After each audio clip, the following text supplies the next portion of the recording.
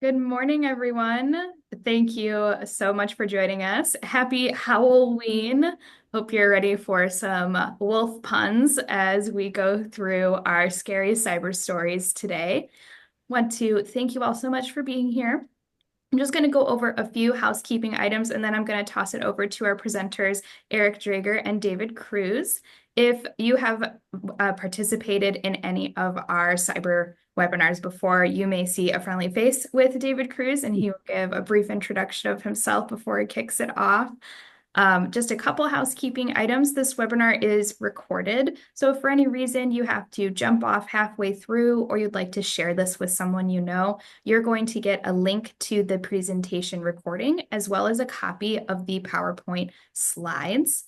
We also have a Q&A feature for Zoom today. So if you have any questions throughout the presentation, you can type them in to the question and answer feature, and we'll get to them at the end of the presentation. And finally, if you have any technical issues, you can put anything in chat and I will be happy to assist you. Or Lauren Reed, who is our tech support right now for Arctic Wolf, she is also online. So if you have any issues, you just let us know and we will be happy to assist you. With that, I will turn it over to Derek and Eric. David and Eric. I just put both of your names together, so you beautifully became Derek. Thank you guys so much for being here. Eric and I have known each other long enough that the two of we're becoming one Berg. basically here. So Hey, David, You both. are we like a celebrity couple now that we have a singular name? oh yeah, Eric? absolutely, yeah. Like Oh, that. there you Awesome. go. Awesome. Thank you, Cassie. And thank you, everyone, for joining us here today.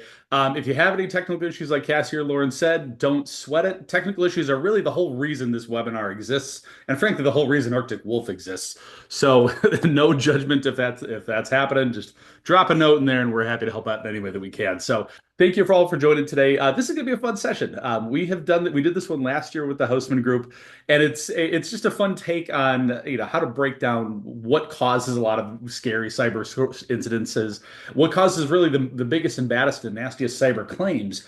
And by looking at those stories, we can sort of reverse engineer how to avoid being a main character in next year's story. The kind of the best case scenario here is you don't make it into next year's webinar. So that's what we're going to aim for today, is arming you with what you need to do to just avoid that and just do business as usual and not have to focus on this. So we're going to dive right in. My name is David Cruz. I'm the Director of Insurance Alliances here at Arctic Wolf. If you recognize me, it's because I've done a lot of webinars with Houseman in the past, and I also worked at Houseman for about 6 years prior to joining Arctic Wolf in 2019. There's a decent chance that if you had a cyber insurance policy prior to 2019, I was probably involved in placing that in some way. I was the head of the Houseman Cyber Practice Group for about 2015 to 2019. So, got a long history with Arctic Wolf and Houseman, and excited to see you all here today. The 10,000 foot view of what I do at Arctic Wolf is my main job is to be a liaison between our insurance partners like Houseman Group and our insurance carrier partners, so that when their clients have one of these scary cyber incidences here, like a ransomware attack, business email compromise, big wire transfer fraud issues, my job is to make sure that all the parties know what services are available to them so that they can get up and running and get back to business as quickly as possible and put this nasty incident in the rearview mirror. So that's what I do. Really, what I like to say that I do is my main job is to be the hype man for people like Eric, the people that actually know how to do the incident response work. I'm an insurance broker by heart. I'm the last guy that you want actually working your cyber claim. But Eric, he is the guy that you want working your cyber claim, and that's why I brought him along with me. Eric, how's that? How did I do? Not too bad. Not too bad. Excellent. Good introduction, as a matter of fact. Good deal. So Eric, what do you do? What do you do here? So my gig is I'm a senior forensic analyst here. So during an incident, it's my responsibility to figure out where the threat actor came in first. We call that the root point of compromise. First step in doing incident response, you got to close the door that the bad guy came in. And after that, analyzing what they did while they were inside the client's network. You know, how did they move around? What files did they access? And did they exfiltrate any data?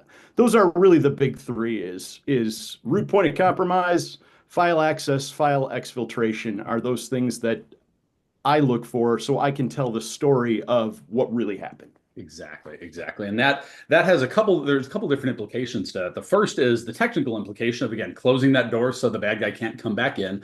And then there's also a legal and liability implication. You know, if a threat actor took a bunch of private data or confidential data out of your network during the attack, you may have legal liabilities associated with that. So as part of the incidences we work in the cyber insurance claims process, we'll work with your broker, we'll work with your carrier, we'll work with the privacy attorney that is going to be assigned to help work your case.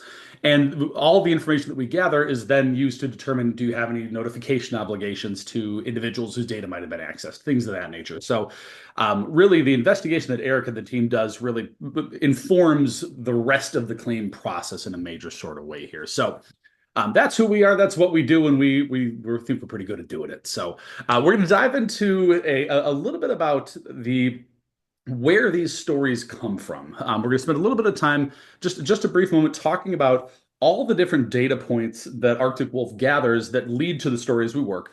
We're going to talk about how these stories most frequently occur. What are the actual technical hiccups and vulnerabilities that lead to some of these attacks? And this is going to be a technical discussion for a non-technical professional. Remember, I'm an insurance broker at heart, so if I can understand it, everybody in this call certainly can. And then we'll get into the actual stories coming up here in a little bit. So when we're looking at the sources of data that we are using to build these stories, they're coming from the incidences we work, the cases we work. We work about 1,000 full-fledged cyber cases every year. And we also have about 7,000 clients globally for a suite of managed services we deliver. So these stories can come from the endpoints within a company. So the individual servers, desktops, laptops, things in that nature. The network resources they've got, like their routers and firewalls, things of that nature. Cloud services like Salesforce or QuickBooks, things of that nature. Their identity tools, their dual or multi-factor authentication, and then their human beings as well. They can be sources of data. All of that gets funneled into the Arctic Wolf platform, and then that gets essentially, those are the sort of the raw materials that are mined, and then they are milled into these 4 offerings that we offer to clients: 24/7 monitoring, managed risk, which is a vulnerability management platform, managed security awareness training, and incident response. And again, that incident response piece is what we're going to be focusing on here today. So again, we're going to look at what causes these stories, and then we're going to do the stories themselves are going to be drilled down into 3 specific industries: law firms, a technology professional services firm, and then a manufacturer as well. I know from my time working at Houseman that those are 3 industries that Houseman really focuses on. So hopefully we got some alignment with the folks on this webinar here, but really a story that can happen to a law firm could just as easily happen to a general contractor. There's a sense that I've had to kind of beat back over the past 10 years. Every business thinks that they're totally unique and totally special. I was once talking to a school district in northwestern Indiana, and we were talking about some services we were going to deliver to them. And one of the questions they asked me was, well, we'll buy from you, but only if you can show us the unique threats to schools in northwestern Indiana. And I told them there is no such thing as a unique threat to a school district in northwestern Indiana. A vulnerability is a vulnerability, and that could be for a school district, or that could be for a cheese manufacturer in Spooner, Wisconsin. Who knows? While these are sort of industry specific, even if you're not in one of these industries, these absolutely still can apply to you here. So, anywho. Without any further ado, we're going to jump right in. So what causes these stories at their root cause here? So I would say about 99% of the cases we work fall into one of 2 buckets: a business email compromise attack or a ransomware attack. With network intrusion in this pie chart here, we'll look at that in a bit. Think of that like pre-ransomware is kind of the best way to think about that. The industries that we're most commonly working with for both of these are manufacturing, finance and insurance, legal and government, healthcare, and education. Those sort of own the pie chart for the most commonly targeted types of businesses. They're targeted because they're target-rich environments. They've got a lot of confidential data. Oftentimes, there isn't the focus on security or the budget to implement good security at, say, your local K-12 that there might be at, Amazon, for example. Amazon has great security. The local school district maybe doesn't have the budget for some of that, so they might be more likely to fall behind on keeping their systems up to date. That's just kind of the reality of a lot of these organizations. We'll take a second to sort of define our terms here. Eric, define business email compromise in 30 seconds or less. Sure. Yeah. Business email compromise is when a threat actor gains access to the email system specifically for manipulating the email system in order to uh, get money from the client, whether that's forging wire transfers or even just using their email system to send out spam to other people in that client's network. Because frankly, you're a lot more likely to click on something from somebody you know versus just a random email account sending something out. So if they can compromise your email system and then send emails out as you, all of those other people are likely to click on that. That's a bad feeling if you're the victim of that because all of a sudden you have 1,000 people from your contact list all saying, should I really open this document? Yeah. As a general rule, I immediately click on everything Eric sends me. That's just my general approach to life. But if Eric's inbox was compromised by a threat actor and that threat actor sent something to me using Eric's email, I would click on that because I implicitly trust Eric. But you can see how that could then become a problem here. So ultimately, that's what it is. But really, what matters is the outcome. What happens? What impact does that have on a business if such an attack would happen? And it really falls into one of two buckets. First, most people tend to store a lot of emails. So there's kind of two email types of people: the zero inbox people that file everything into a whole series of file folders, or the people that just keep every email they've ever gotten from now until the end of time. I'm that second type. I admit it. It's my cross to bear. I'm working on it. I'm really not working on it, but I just say that to sound good. But you get it. So point being, people have a lot of emails in their inboxes, and if a threat actor gets access to my inbox, they get access to everything that's in that inbox. And now a lot of those are going to be just benign emails between me and Eric talking about the Packers or something like that. But um, in some instances, that could actually be excuse me. My computer just gave me an auto update thing. So, Eric, you're still seeing what I'm seeing over here? I'm seeing what you're seeing. We're Okay, good. perfect. So whatever I have in that inbox, whether it's benign or whether that is our customer list with bank account numbers for every one of our customers or something like that, that's something that the threat actors can have access to and something that you're going to essentially have to answer for if a threat actor were to get access to it. So one outcome is the loss of information that you are either contractually or legally obligated to keep private, or frankly, reputationally obligated to keep private. Even if you don't have a legal obligation to do it, it can still hurt your reputation in the marketplace if you were to lose access to that information. The other impact that businesses can feel is that oftentimes a business email compromise leads to invoice manipulation or wire transfer fraud. And those are just straight up losses of funds where a threat actor takes an invoice that you're getting from a business partner, swaps the account number and routing number of that invoice, allows that to proceed into your inbox, and then you pay a $500,000 invoice to a company or to somebody that you think is the right company, but is actually the threat actor, and then you're just out that money. That's an immediate impact that's felt as soon as the fraud is discovered, basically. The good news is that Houseman Group obviously has insurance brokers that specialize in cyber insurance, and you can get coverage for at least some measure of this loss. There's often going to be a sublimit on a certain policy. It's good to know what that is. But in any event, there is the ability to transfer some of that risk, but that impact can still be felt pretty quickly. So that's business email compromise. Ransomware, I'm guessing most of us are familiar with just because it's had such a high profile place in the news recently here. So essentially, this is the threat actor getting access to your environment, locking up all your files, and then demanding a ransom payment in exchange for unlocking those files. Eric, what would you say a typical ransom demand is for, say, a $75 million manufacturer? It's sort of a mid-sized business here. We've seen it really depends on what financial documents that the threat actor gets, and they do definitely hunt for those when they're in the system. We see those searches in the forensic artifacts. For a company that's that size, $75 million, it wouldn't be uncommon to see a $4 or $5 million demand from the threat actor as their initial offer. It could go even higher than that. It really depends on what they believe your cash flow to be. What they build the cash flow to be and how far they think they've sunk their teeth into your network. That's kind of the other way to think about it too. How much do they perceive the impact that they've caused, and what do they believe your financial position to be? And the threat actors will use publicly available information like ZoomInfo, which is just a business search database that exists online. You and I can go get a ZoomInfo account anytime we want. threat actors use that same thing, and they will base their ransom demands on information they get off of ZoomInfo, for example. So that's kind of how they're triangulating their demands. Now, as an incident response firm and as a client who has cyber insurance, the cyber insurance carrier is going to provide resources for a negotiator to get that demand lower than that 5 million. It would be patently absurd to pay that right out of the gate. And if the ransom does ultimately need to be paid, the goal is to negotiate that down as low as possible because these are bad people who don't deserve any of it. And ideally avoid that payment in every situation where we possibly can, for both for your benefit and to stick it to the bad guys, because again, nobody wants them to have any money there. So that's ransomware in a nutshell. Like I said, ransomware is the single biggest attack type that we see as an organization.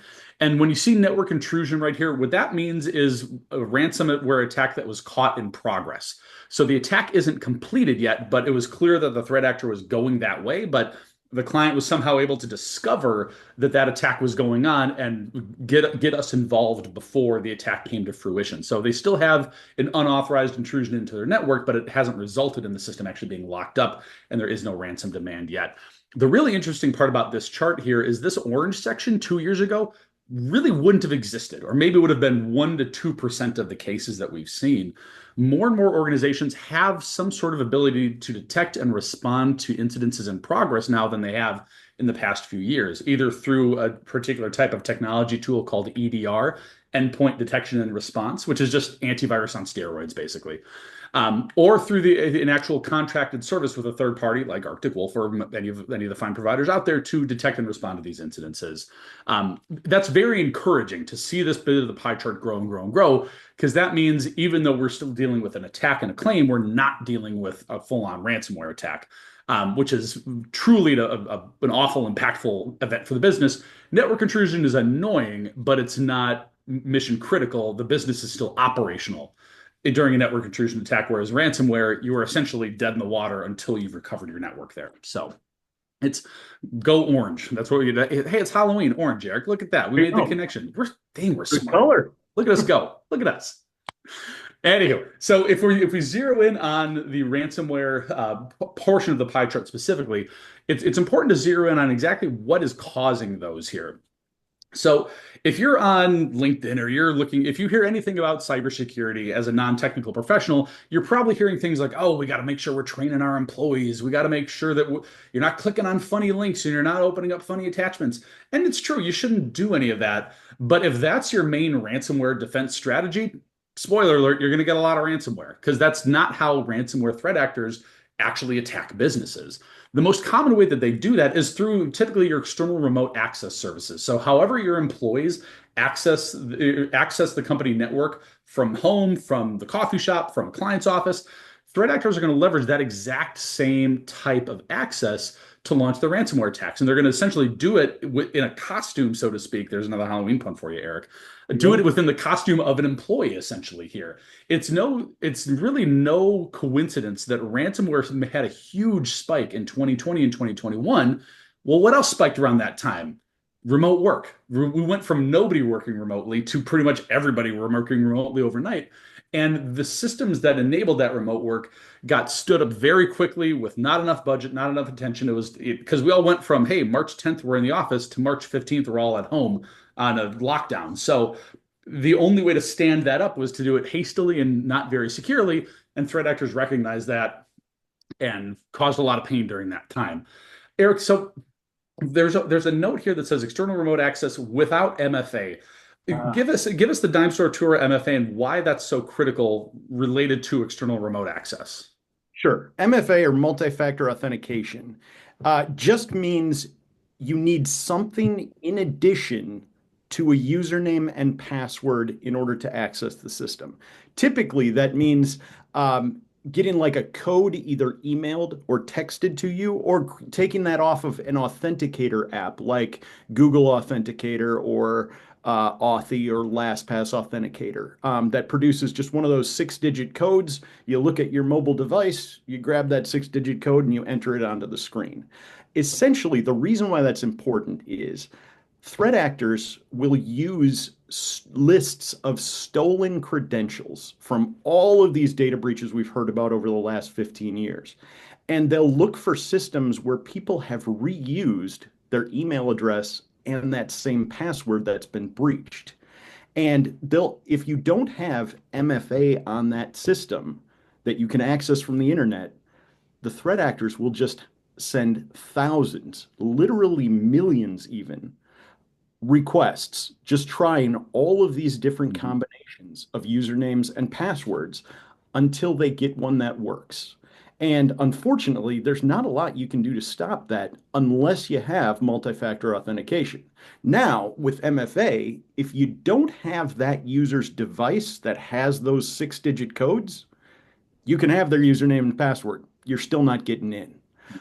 It's to the point today in 2024 where if you don't have MFA on some external facing system, it's really just a matter of time before you get hacked. Yeah, exactly. And there's a reason that, kind of in that same window of 2021, early 2022, there's a reason that multi-factor authentication kind of became table stakes for obtaining a cyber insurance policy. Really in Q4 of 2021, that became hey, if you don't have this, you're either not getting a policy or it's going to be just exorbitantly expensive with harsh sublimits and exclusions and things like that. Because you hesitate to say that anything's a silver bullet in cybersecurity because nothing is. But this is about as close as you come to it. I mean, in terms of limiting both business email compromise attacks and MFA and ransomware, MFA is about as close as you get. There's a lot of other ones that take the sharp edges off it, like good backups, good monitoring, things of that nature. But it would be hard to overstate the ROI on good multi-factor authentication practices. So there's a reason that's table stakes because it's that important.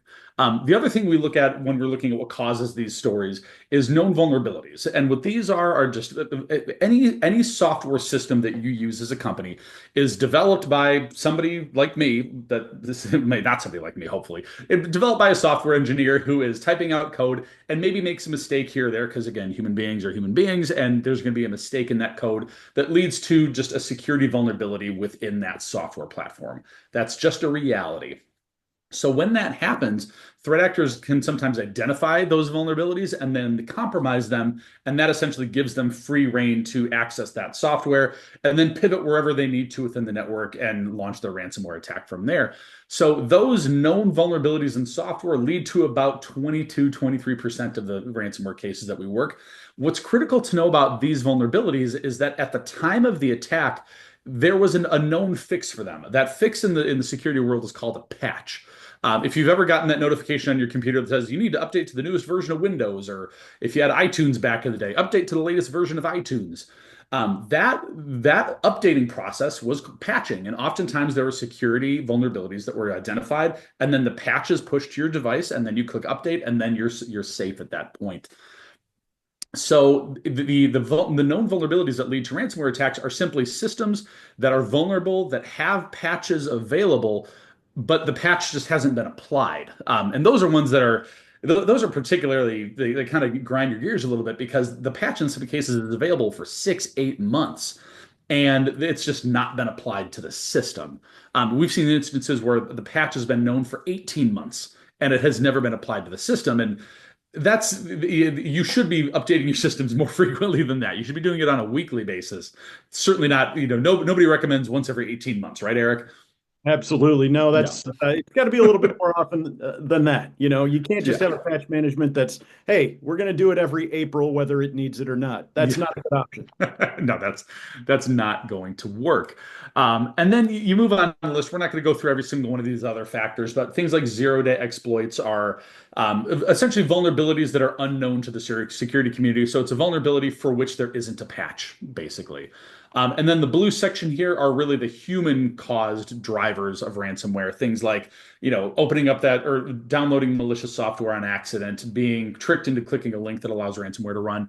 That happens, but it's maybe 10 to 15% of all of our cases. If you want to take the biggest dent out of preventing ransomware, external remote access, putting MFA on that, and then patching known vulnerabilities, you're going to take about 75 to 80% of ransomware cases, frankly, out of your risk profile if you're doing those two things. So if you take nothing else away from this session, screenshot this and send it to your IT team and say, are we doing this? That's honestly the best, one of the best takeaways you can get from today. And we're going to give you some resources near the end of the slide or the end of the presentation here to help enable that IT team focus their efforts on the most impactful vulnerabilities. So we'll get into that in a little bit. So anywho, enough of all that setup here. We're going to dive into the actual stories right here. So with this one here, Eric, you're going to be our narrator for this first one, right? Yep, All absolutely. right. Dude, put on your best podcast voice. Let's go. All right.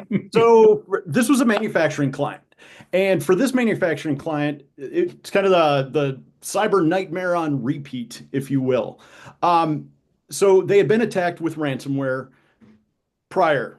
Then they get attacked a second time with ransomware by threat actor by the name of Avos Locker.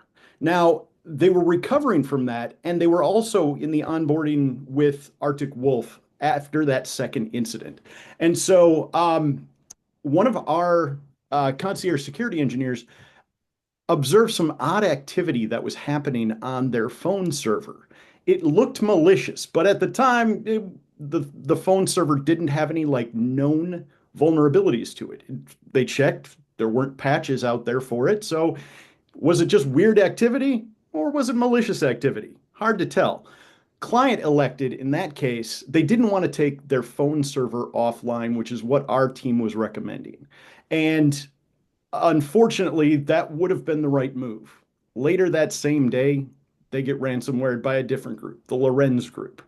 And so the Lorenz effectively encrypted their network for now the third time. And it obviously caused a huge impact to their system, far more than just taking the phone system offline would have. This Lorenz threat actor didn't just encrypt the files, they logged into their email system as well to send some, well, messages out to their employees as well as their clients. And I mean, nothing says cyber haunt like getting taunted by your own email account, right? Yeah. So even after the triple attack, our incident response team refused to give in. Instead of the ransom, we offered the threat actor a little trick of our own. They wanted $2 million. They got none. That's a good outcome. After doing some searching, we found the backups. The backups were still valid, so we could restore those systems without actually having to pay that ransom or get a decryptor. And so now we got the client working. We got the client restored, and thankfully the threat actor. Well, we ghosted them. There you go. There's your Halloween fun, Dave. There you go. But yeah, that was the thanks to the backups, we were able to get the client up and running very quickly, and they were back in production on the third incident faster than either of the previous two. There you go. That's that. So this is an interesting spot to start with this particular discussion here, and I recognize the irony of sitting here as Arctic Wolf telling a story about how a client had Arctic Wolf and still got ransomware. There's a critical thing that we don't hide from that. There's a reason we're starting with this. It's that you ultimately, as a business, you own your own security 100%. That you bring in advisors, you bring in tools to help enable the decision making and enhance your capabilities. But as a business, you own your own security. So in this particular situation, as a company, we helped identify this threat in progress. We gave them a remediation outcome, or we gave them a remediation pathway, and the client chose not to take it. That's the type of thing we see happen all the time in incident response. Like I said, with those 1,000 cases that we work, in most of those cases, there's some sort of antivirus tool. There's some kind of EDR tool that is sending up alerts saying, hey, there's a bad guy in the network. Hey, somebody's trying to ransomware us. Hey, somebody pay attention to me. Do something about this. And the IT team is either understaffed and just can't get to all those alerts, doesn't understand what those alerts mean, or doesn't feel like they have the authority to tell the business, hey, we need to shut this down to deal with this problem. And those are business problems. Those aren't security problems. Staffing your IT team That's a money problem. You can hire more IT staff or augment them with a third party. Training your employees, that's an education, that's an HR problem. You can do that. Giving your IT team the authority to say, "Hey, business, I need to shut this down." That's a leadership problem. Oh, so this all results in a technical problem, but the things that led up to that aren't technical. So if there's one thing you can take away from this, it's remember that we're talking about security problems, but security problems often are finance or training or leadership problems before they're actually security problems. So regardless of how they actually suffered this attack, how could, aside from those, what are some other technical reasons that the a client who has a security solution might still suffer a ransomware attack, Eric? Because people are spending a lot of money on their security tools, and if they're attacked, they feel like they're not getting their money's worth. Why might that happen? What might cause that? Oh, there's a number of ways that these attacks happen. There's always, like, for example, in this case, the activity that was observed on that system actually turned out to be a 0 day. Our security engineers found it before it was a known thing. It looked like odd activity to us. However, what it actually was a threat actor coming in and making those changes. And it wasn't just, for example, some new software that the company had pushed. And so those are very difficult. With a 0 day, I mean, by definition, it's something we have never seen before. Mhm. So you can't stop what you can't recognize. But we can see the activity after they're already in the system. And that's so with a 0 day, your best case scenario is you detect it immediately after the threat actor comes in. You won't be able to stop a 0 day, but you can detect their activity after that if you have the right tools in place, like Yeah. EDR or MDR software. I mean, that's one example. There's many ways that Mhm. companies get attacked when, even if they have EDR software. Cybersecurity isn't something you can write a check for. It's Yeah. a mindset more than it is a product, if that makes sense. It does, and that's exactly right. I mean, again, you can get services and tools to again enhance what you're able to do, but the key part of that is what you're able to do. You still have to do something. You still have to make decisions and own this outcome. You can do that with the support of good resources, but it's a good theme setting story here to say that ultimately, like, you need to own that outcome, and that's one of the ways you do it here. So we're going to move to our next story here. So I'll read this one, and then Eric will get some questions going from here. So this was just before a major holiday, and this law firm received a knock on the door from their local FBI agent in the Mountain West region. Through that local FBI presence, this client had learned that they were involved in an ongoing investigation against the Black Cat threat actor ransomware group, and that indicators of compromise were present in their network, including evidence of data exfiltration and the existence of malware on that network. This case was shortly brought to our doors as well. As soon as we were engaged, we began a forensics investigation and we discovered that malicious software had been downloaded from an innocuous Google search from a regular employee, and that 2 weeks later, the Black Cat ransomware gang came forward with a ransom demand of $400,000 in exchange for deleting the data that they had stolen. Our negotiation team began to communicate on behalf of this client, and ultimately, we were able to completely refuse that ransom. And our restoration and recovery teams helped confirm that the malware was no longer on their network, so they could continue business as usual. It's never fun to learn of a network intrusion like this directly from federal law enforcement. If the FBI is knocking on your door, that's almost never a good thing. I mean, we talk to the FBI every day. They're very good at what they do, but they don't show up with a fruit basket saying, "Hey, you're doing a good job. Keep up the good work." Like, if they're involved, it's usually not great. So we're proud to partner with them, and then with organizations like this to deliver good outcomes here. So just as a general rule here, Eric, when we say threat actor, who are these people? Like, where do they come from? Like, it's sort of they use these fun terms like Black Cat or Avos Locker. Like, who are these people? So really what we're talking about is just the nerd version of organized crime, right? I mean, this is who they are. Yeah. They're typically people with some good computer knowledge, and we'll call them differently ethical, perhaps. Ethically challenged. We're criminals, effectively. Yeah, exactly. And most of them are from either Eastern Europe, Russia, Ukraine are the primary areas where they come from. There are some from China, Southeast Asia. North Korea actually has some, believe it or not. They're usually the same threat actors as their government hackers, just their side gig. Iran has a few, and then everybody else is kind of scattered to the winds, but that's mainly where in the world that they come from. But effectively, they're just low-level computer guys who, left other jobs or didn't want to work traditional jobs and ended up engaging in this because it pays well and in an area of the world where things don't pay well. Yeah, there's economic conditions in their region that make it difficult to get money from legitimate forms of employment, so they turn to illegitimate forms of employment. And the other key thing to know here is that most of these groups, you tend to find threat actors in countries that don't have extradition treaties with the United States. So North Korea isn't, if we find that a threat actor from North Korea, they're not shipping them over here. China's not doing that. Russia's not doing that.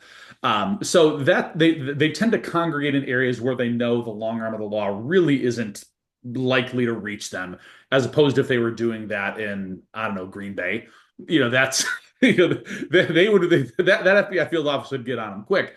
But they're going to be in areas where they're just, again, out of reach of typical law enforcement sort of activities here. So in this particular case, Eric, we mentioned data exfiltration, but we didn't actually mention encryption or the system getting locked up. Tell me kind of what that difference is between those sorts of attacks. Because historically we always thought of ransomware as the system getting locked up. Is that happening as often as that happen? It's still happening quite a bit, but how have you seen that trending over the past, say, 2 years or so? Yeah, and it really has changed over the last 2 to 3 years. Before, encryption was everything. They'd get in there, delete your backups, they'd encrypt your system, and then sell you the decryptor because they know they got your backups and you can't recover without having that data. So the decryptor was the only way to do it. But then companies in the cat and mouse game of ransomware, they started taking their backups offline. So the threat actors couldn't get at them while they were in the network. And therefore, the company could back up at will. Now we also have things like immutable backup, which is just a fancy way of saying you can't delete it. It won't delete right away. It's kind of like those time-locked safe at convenience stores, right? You punch in the code, you're still going to have to wait 20 minutes before that thing's going to open. The robber isn't going to stand there at the counter for that long. So that's kind of how this industry is kind of adapted to doing that. Now, the threat actors adopted a different strategy. What they do now before they encrypt all your data, they take your data, they exfiltrate it to their own server. Exfiltration is just, once again, a fancy way of saying they back up all of your data to their server. Yeah, they steal it. They steal it, yeah. And then they encrypt the system. So really, the encryption is kind of like the arson of the getaway car at the end of the crime spree. Now, they're destroying the evidence that's left behind. They're making it difficult, but they know kind of you have those backups. And when you say, "Hey, we've got backups, we're not going to pay you," they're like, "Okay, cool. Then we're going to release all of your data to the entire world." They forget to mention that they do that on the dark web that really doesn't have like a Google search engine for it. Nobody can, unless you know the specific address to go to, you're not going to find that data. Yeah. They make it seem like it's really bad. And don't get me wrong, if people do access that data, it can, that can cause frustrations for the business. But that's kind of where the data exfiltration part of this becomes the second form of extortion besides the encryption. So we call that double extortion. Yeah. And in situations like that, really the most common advice that a company is going to receive during this situation is that it's almost never worthwhile to pay to keep the threat actor from publishing that data on the dark web. For all the reasons Eric just mentioned, it's really hard to access the dark web for a normal person. And it's really hard to access the specific dark web website that the threat actor is using to publish this. So the actual risk to people and to the business is generally pretty low. There are some very unique circumstances where you could make the argument that it's the right thing to do. If, say, certain types of medical institutions get, they get hacked, and very sensitive medical records get stolen, you could maybe make the argument that that's just like morally the right thing to do. But for most businesses, we had one where it was a company that they literally made like bolts and screws and nails. They were somewhere out west. And it's just practically really boring stuff. Like I obviously need all that, but it's not like we're talking government secrets here. We're talking just, this is an eighth inch, lug nut or something. It's just nothing. That's a very small lug nut, but you get what I mean. It's relatively benign stuff.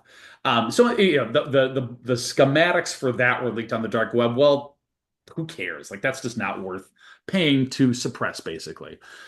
Eric, give us a little insight into when in this case, obviously we could just tell the threat actor to buzz off. We're not paying them. If we actually have a negotiation where the client is serious about actually purchasing that decryption key to unlock their network, and it's a bona fide effort to get that ransom demand as low as possible. Tell me how our negotiation team approaches that. Say this company had a $3 million demand. What does that process look like from the moment we receive the demand to the moment a settlement is agreed on and the Bitcoin is paid to the threat actor? Sure, absolutely. In any negotiation, time is on our side. So the longer we can draw out a negotiation, the lower we're going to be able to get that ransom demand almost across the board. Yeah. Time is the biggest factor. So as long as we can have that time to negotiate, we'll start, and we don't tell them, hey, we're Arctic Wolf, we're here to negotiate. No, we pretend to be actually an employee of that company. And then we start working this. It's part negotiation and part social engineering. It probably holds just as much in common to like police interviews and getting confessions as it does to typical business negotiations. And so we'll do things like devalue the data that's out there. I remember one case recently, it was a school district where the threat actors were saying, we're going to release all of this private data to the web. And some of the data they had taken was stuff the school had already published to the web. So the negotiators were able to say to these threat actors, look, you're trying to hold us hostage by threatening to publish data that's already been published. So we were able to reduce the value of the data that the threat actor held in the threat actor's mind by using little tricks like that. I think our average is somewhere around 60. Correct me if I'm wrong on this, David. I think we're somewhere around 64% across the board. No, we're even higher than this. So is it? Okay. Yeah, we're closer to about 80%. Wow. There was a particular threat actor group we were at 64 with, but on the whole, our negotiation team is right around 80% for a ransom demand reduction. And that includes even those ones that are where we don't have the time to do the negotiation, or for whatever reason the client needs to pay quickly as opposed to being able to draw that out, where we're not going to be able to reduce it as much. Yeah. We've seen cases where it's gone much higher than 94%. I mean, even in cases where we actually do have to pay.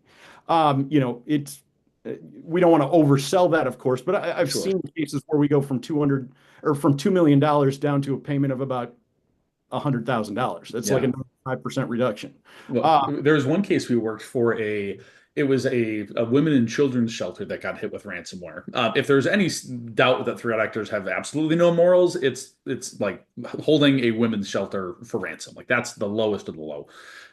So the way that our negotiators approach that one is understanding that you're not negotiating with a computer. You're not negotiating with like just some faceless entity. There is a human being on the other end of that chat that has their own family, their own human interests.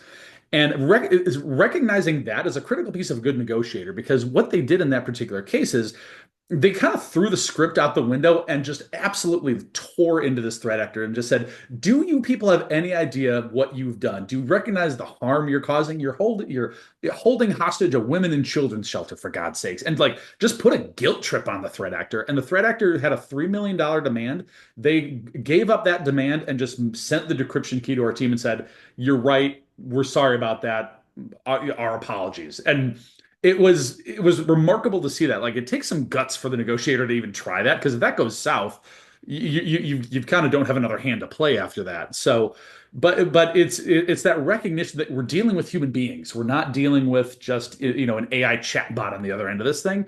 Once you recognize that, it really does change how you approach these ransom negotiations. So, with that, we've got one more story here, and we have time for a couple of questions here. So, Eric, you want to take this one?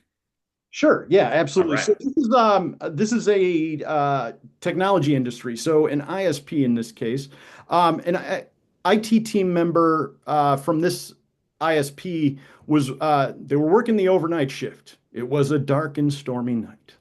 Um, they abruptly lost access to all of their internal tools. They found they still had network connections for all their customers, but they couldn't see any of their billing data or anything like that. It turns out their entire virtual machine infrastructure, all of their VMs, which is going to be most of their servers, were encrypted. And they then got the ransom notes on that on those systems for I think they were asking for $537,000, the equivalent in Canadian money. Um, Now, this ISP, it didn't impact their outside-facing tools, thankfully, but they couldn't bill anybody, and that's kind of a CFO's nightmare, right? Yeah.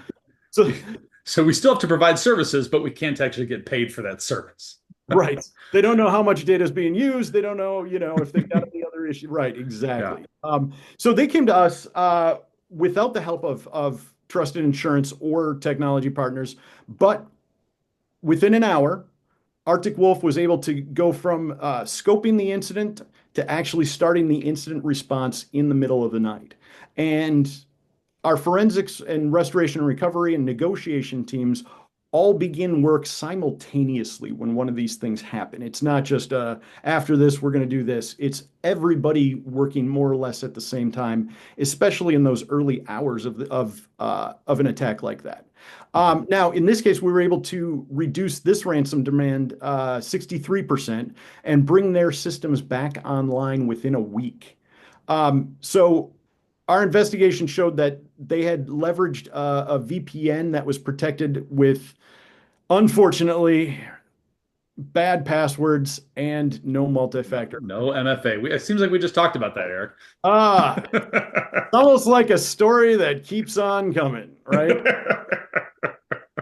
But Dave, those six-digit codes are so annoying. You know what else is annoying? Ransomware. That's Yeah, even more annoying. Deal you're with the not lying six-digit for a codes, week. people. Absolutely. Yeah. So now, in that case, despite the stress that came from these cyber attacks, their chief technical officer actually had sent us a note back, and he said it was such a big help that we didn't have to go through the process alone. And he said, whenever we emailed or needed support or just wanted someone to bounce ideas off of, we always had a response from Arctic Wolf. And that's really what we seek to do. We're not improving their system as part of an insurance claim or anything like that, but we're helping them bring their system back online in a way where it's not going to get attacked again, which is what everybody wants in that process. And Exactly. so, oftentimes in the middle of those incidents, you got to rebuild things, and so we'll give some advice on how to do those rebuilds to better secure up the network. Exactly, exactly. So one thing I want to drill in on here, Eric, is you had mentioned that we were able to get the client up and running within a week. That's so you and I know from the cases that we've seen over the years that for an actual ransomware attack like this, a week is pretty good. Like if you Yeah. actually have a bona fide ransomware attack that's encrypting your systems, that is a very good outcome from an incident response perspective. But I know if I'm a controller on this call, if I'm a VP of finance, and you tell me that I'm still going to have a week of downtime, I'm having a heart attack over that. So talk to me about sort of what determines that. I found that really most businesses just aren't familiar with what an incident response timeline looks like. So why is a week considered fast in the incident response world? And if a week is fast, God help me, tell me what slow looks like in the incident response world, Eric. Yeah, well, I'd say the timeline is often dependent on how well the client has prepared for an Yes. incident in the first place. Mhm. Do they have an incident response plan? Have they thought out these things? More importantly, is their incident response plan printed out like physically to a dead tree somewhere? Because if it's not, chances are that document, incident response plan.doc, is now incident response plan.doc.ransomware because that's also been encrypted. Yep. Happens all the time. So one Exactly. step that a lot of folks forget in that process is literally print this out because your computers aren't going to be online when you need to use it. Exactly. But they also typically wait. They'll Mhm. try to fix it themselves. It's always Yeah. funny from the forensic perspective. If we have to look at the IT guy's computer, they're always, how do you decrypt ransomware? Google search is Oh. almost universal. Like, It's heartbreaking. it really is. Because Yeah. you know the panic that they're feeling at the moment that Oh, yeah. they're doing this. And that's something that's not really, I don't think it's well addressed in this. You got to think of these clients are really crime victims in the Yes. middle of what is potentially their worst day at work ever. Yeah. And um, and so I think that's what one thing that a good incident response team brings to the table is kind of understanding that and meeting people where they're at and understanding what that panic and chaos looks like. When they're Mhm. frustrated on those calls, it's not directed at us. We know that Yeah. the frustration with all of the chaos that has happened to them and their fear of what's going to be happening in the future. That timeline, getting back to a working state, um, they lose a couple days before they call us. Then they finally call us. Then we have to tell them, here's the steps you need to do to rebuild it. If a week is good, a bad one, I've seen it take upwards of a month Ugh. to get back Yeah. online. In large cases, actually, I had a case where this wasn't my case here, but I had another internet service provider or an MSP, actually, excuse me. And not only did they get hit, but all of their clients subsequent to them got hit because they Yeah. used that MSP's remote management tools that are on every one of their clients' computers in every client's Yeah. organization. And an MSP is just a third-party IT contractor, Oh, basically. yeah, So yeah. you hire somebody to administer your network, set up your computers, that kind of thing. Yeah, most many small businesses do that because, frankly, they don't have enough IT work to justify having a person on staff all day. So why not contract with somebody who does Totally. it for a bunch of businesses? But That's yeah, really it's a good idea, but it does leave you open to a very unique sort of risk like that. right. Yeah. Jeez, Anytime that's you've got that single point that gives access to everything, it's going to be targeted by threat actors. yeah. The other thing to take away from this particular portion of the discussion here is that when we work ransomware attacks, threat actors like to launch these attacks when they know businesses aren't paying attention. So our busiest days are Friday and Saturday. Our busiest days are Super Bowl Sunday, Christmas, Thanksgiving, 4th of July. That is when threat actors know that offices are shut down. They probably can move more freely without being detected. They know that the IT team is maybe off on a vacation like everybody else is at Christmas time, for example. So that's a key piece to know. And say we get a ransomware claim coming in 12:30 or on a Saturday morning. So, midnight Friday night, basically. That's not uncommon. Oftentimes what we're going to hear is the CEO on that scoping call saying, well, we need to be up and running first thing Monday morning. Great. That's a wonderful objective. That way your customers won't, know what's going on. They won't feel that impact. That's a good thing. That is only possible if you as an executive team have resourced your IT team's ability to be up and running Monday morning. If they don't have the resources they need to actually put backup systems in place that can turn things over quickly enough, if they don't have enough people to click enough clicks on a keyboard in 48 hours, you're not going to be up and running by Monday morning. So really, once the ransomware has hit your network, you are forced to lie in the bed that you've made for yourself. So the best thing that we can do is help encourage discussions between executive teams and IT teams so that executive expectations and IT realities can meet each other before an incident happens. And oftentimes there's going to be some misalignment between those, and that's normal. But the point is you start having that conversation, and that allows you time to build some systems and processes in place so that when that attack happens, your CEO isn't talking to the head of IT for the first time. They've had some discussions beforehand so that everybody's sort of on the same page here. So With that, there are things that you can do in your role right now to help encourage those sorts of conversations. Like we've talked about here, we know that the most common way you get ransomware is through a vulnerability or a VPN without MFA. That's about 75% of the incidences that we work with. Cyber Jumpstart, that's a tool that you can use to scan for those vulnerabilities right now, and the team at Houseman makes that available to you. We know that having that incident response plan Eric just mentioned, and having it in a source that's not a PDF on your network, that's a critical aspect of it. And building that incident response plan helps you have those executive expectations, IT realities discussions ahead of an incident here. So you can hop into Cyber Jumpstart and build that incident response plan that helps merge some of those discussions together. So that's a tool that we've been able to offer with the Houseman Group for a better part of about 18 months now, and we've seen really good uptake by the Houseman client base doing that. So we know that Houseman's doing a good job of making sure that their clients understand that cyber risk isn't just like any other risk out there. It's one that can just bring you to a grinding halt pretty quickly. So with that, I'm going to hand the microphone back to Cassie here. See if we got any questions. The problem for me is never getting my talk to an hour. The problem is always keeping it to an hour. So I think I'm going to cut us off right here. Cassie, the microphone is yours. Thank you. And I completely get it. I feel like there was things that I was thinking of as I was hearing some of these case studies, and I was like, oh man, like there's so much that can be gone into with these scenarios. So thank you guys so much for educating us on all of these really, really practical, easy ways to make our businesses safer. So with that in mind, if you have any specific questions you want to ask Eric and David, or Derek, as we are now calling them, please put them in the Q&A feature. If, you get off the Zoom call, you go talk with your IT provider or, someone at the executive level, and you just start chatting about this stuff and you do have a question, we're going to have Eric and David's contact information in the follow-up email, as well as a link to the recording, as well as a copy of the slides. If you wanted to go back and look at any of these charts or really helpful modules that they showed, that's going to be available for you as well.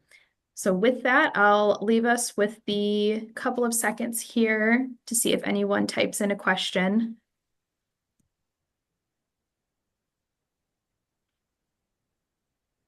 All right, it's looking like you guys covered your information so thoroughly. We don't have any questions right now, but thank you again so much for being here. You bet. And happy Halloween to everyone. Hopefully this didn't spook and scare you too much, and we provided you with some solutions. But again, thank you all so much for being here, and have a great rest of your morning. Take care, everyone.